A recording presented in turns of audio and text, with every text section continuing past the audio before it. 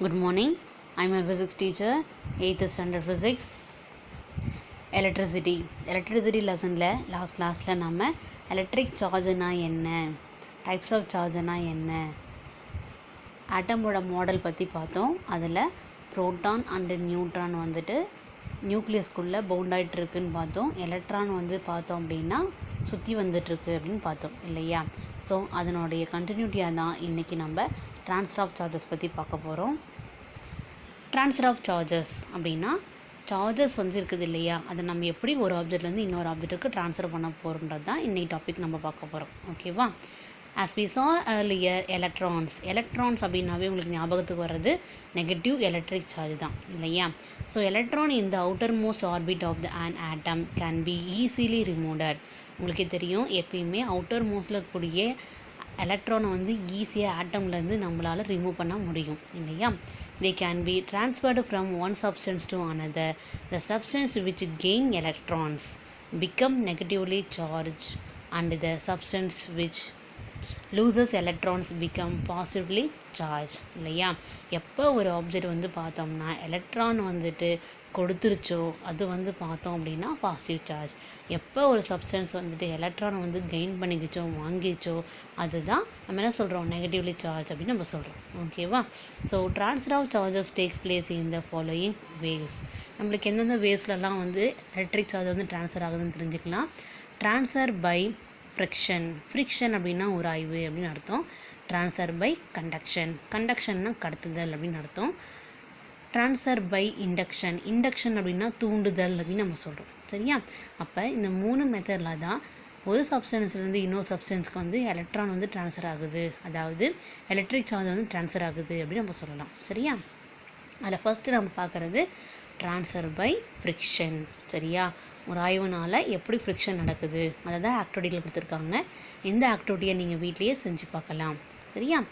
Take a comb and place in near some pieces of paper are they attracted by the comb சரியா. இப்போ வந்து cheap எடுத்துக்கோங்க, சில பேப்பர்லாம் கிழிச்சு போட்டு வச்சுக்கோங்க.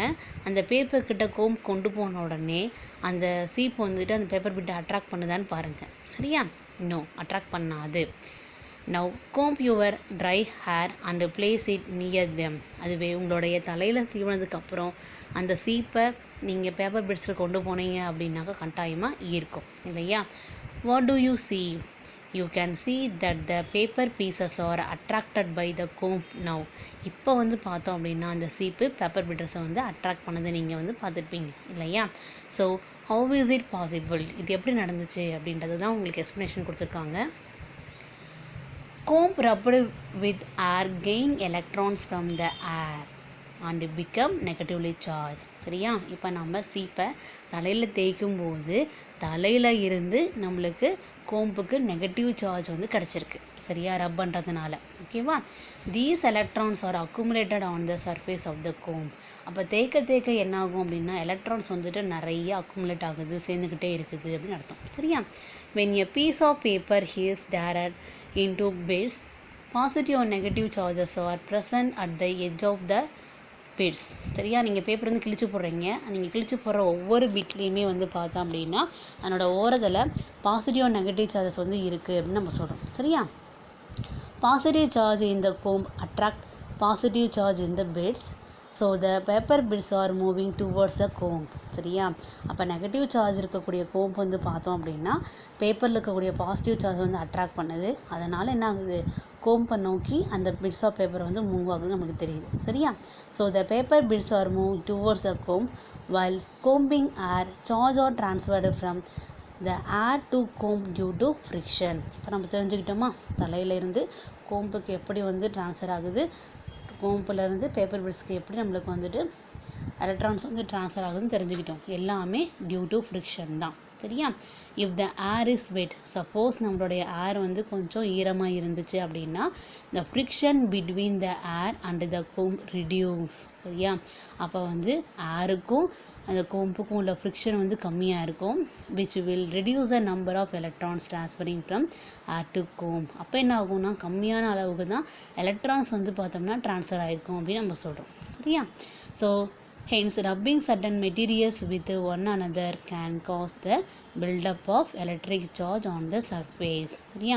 அப்போ நம்ம தெரிஞ்சுக்கிட்டோம் ரப் பண்ணுறதுனால ஒரு மெட்டீரியலை வந்து பார்த்தோம் அப்படின்னா எலக்ட்ரான் சார்ஜஸ் வந்து பார்த்தோம் அப்படின்னாக்க நிறைய பில்டப் ஆகுது நம்ம தெரிஞ்சுக்கிட்டோம். சரியா? From this is it clear that charges are transferred by friction. இதில் வந்து நம்ம தெளிவாக தெரிஞ்சுக்கிட்டோம் ரப் பண்ணுறதுனால அதாவது ஃப்ரிக்ஷனால் சார்ஜஸ் வந்து ட்ரான்ஸ்ஃபர் ஆகுதுன்னு தெரிஞ்சுக்கிட்டோம் இல்லையா? இதே மாதிரி தான் transfer of charge in glass ராட்லேயும் நம்மளுக்கு எப்படி வந்து ட்ரான்ஸ்ஃபர் ஆகுது ஃப்ரிக்ஷனால் எப்படி ட்ரான்ஸ்ஃபர் ஆகுதுன்னு கொடுத்துருக்காங்க கவனிங்க.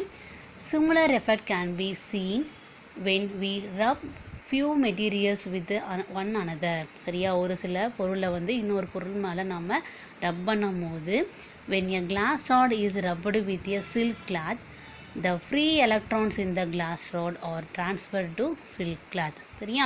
இப்போ நம்ம என்ன பண்ணியிருக்கோம் பாருங்கள், ஒரு கிளாஸ் ராட் எடுத்துக்கிட்டோம், ஒரு சில்க் கிளாத்துக்கு எடுத்துக்கிட்டோம். சரியா? அந்த கிளாஸ் ராடை சில்க் கிளாத்துக்கு வச்சு நல்லா தேய்க்கும் போது என்ன ஆகுது அப்படின்னு பார்த்தோம்னா நம்மளுக்கு சார்ஜஸ் வந்து ட்ரான்ஸ்ஃபர் ஆகுது. எப்படி ட்ரான்ஸ்ஃபர் ஆகுதுன்னு பாருங்கள். It is because the free electrons in the glass rod are less tightly bounded as compared to in the silk cloth. சரியா? சில்க் கிளாத்தை கம்பேர் பண்ணும்போது கிளாஸ் ராடில் வந்து பார்த்தோம் அப்படின்னா அவ்வளோ டைட்டாக வந்து எலக்ட்ரான்ஸ் வந்து பவுண்ட் ஆகலை. சரியா? Since the glass rod loses electrons, it has a deficiency of electrons and hence acquire positive charge. சரியா? ஸோ அப்போ இந்த கிளாஸ் ராட் என்ன பண்ணுது அப்படின்னா எலக்ட்ரான்ஸை வந்து கொடுத்ததுனால அது பாசிட்டிவ் சார்ஜ் ஆகிடுச்சு. சரியா? அடுத்து பார்த்தோம் அப்படின்னா but the silk cloth has excess of electrons. இப்போ என்ன ஆகிடுச்சு, சில்க் கிளாத்தில் ஃபுல்லாக எலக்ட்ரான்ஸ் வந்து அதிகமாகிடுச்சு. So it becomes negatively charge. அப்போ சில்க் கிளாத் வந்து என்னவாயிடுச்சு, நம்மளுக்கு நெகட்டிவ்லி சார்ஜாக மாறிடுச்சு அப்படின்னு நம்ம சொல்கிறோம். சரியா? இது ஈஸியாக புரியுதுங்களா? அப்போ கிளாஸ் ராடு சில்க் கிளாத்து ஞாபகம் வச்சுக்கோங்க. கிளாஸ் ராடு ஃபுல்லாக பாசிட்டிவ் சார்ஜ், சில்க் கிளாத் ஃபுல்லாக நெகட்டிவ் சார்ஜ் ஞாபகம் வச்சுக்கோங்க. சரியா?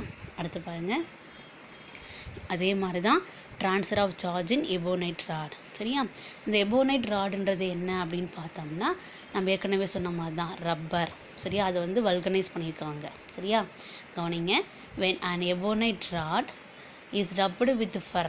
ஃபர் அப்படின்றது வந்து பார்த்தோம்னா ரோமம் அப்படின்னு நம்ம சொல்லுவோம் இல்லையா? விலங்குகள் மேலே இருக்கும் ரோமம் இருக்கும் இல்லையா? அது இல்லை அந்த டெடிபியர் மேலே அது மேலே இருக்கும் இல்லையா? ரோமம்லாம் இருக்கும் இல்லையா? அதுதான். சரியா? The fur transfer electron to the ebonite rod because the electrons in the outermost orbit of the atom is fur or loosely bounded as compared to the ebonite rod. சரியா? ebonite ராடை கம்பேர் பண்ணும்போது அந்த ஃபர்ல இருந்து தான் electrons எல்லாமே நம்மளுக்கு loss ஆகிட்டு இருக்கு. சரியா?